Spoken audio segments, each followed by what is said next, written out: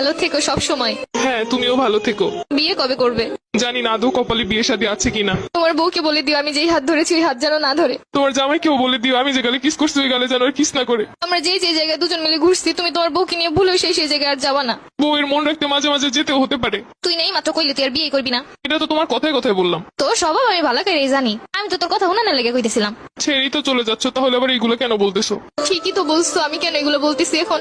আমাকে ছেড়ে খুব ভালো থাকবে তাই না?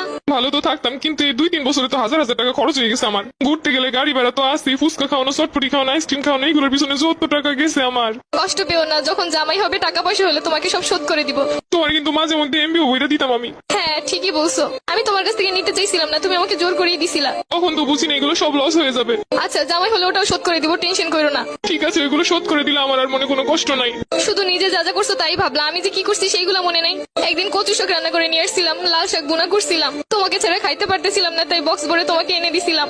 আচ্ছা, আমার যখন বউ হবে আমিও তোমাকে লাল শাক আর কচু শাকের তরকারি রান্না করে বাটি ভরে দিয়ে আসবো।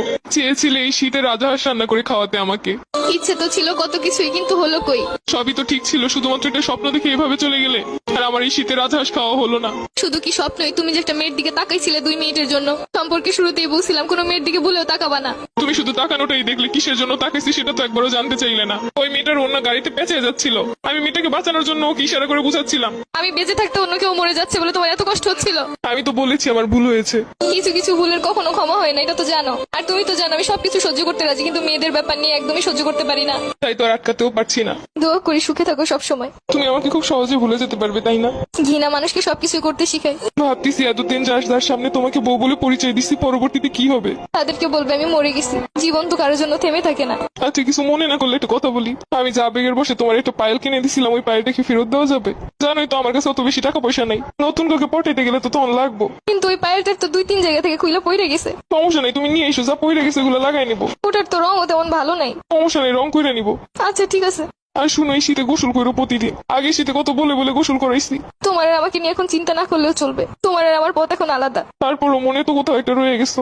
এত সহজে তো চাইলেই ভুলতে পারবো না। কিছু না মনে করলে আমি একটা কথা বলি। তোমারে তো আমি একটা গড়ি গিফট করছিলাম, ওই গড়িটা কি ফেরত দেওয়া যাবো? ওই গড়িটা তো পানি ঢুকে নষ্ট হয়ে গেছে। সমস্যা নেই, নষ্ট হইলেও চলবো। পুরোনো জিনিস বিক্রি হয়ে যে গ্রুপগুলোতে ওইগুলোই সেল করে দিব। একটা ড্রেস পছন্দ হয়েছে, ভাবছিলাম তোমারে বলবো, সেটা তো আর হলো না। ওই গড়িটা বিক্রি করেই কিনবো। লাস্ট ওই একটাই স্মৃতি ছিল আমার কাছে, ওটাও নিয়ে যাবে। আমি নিজেই নেই, আমার স্মৃতি দিয়ে আর কি করবে?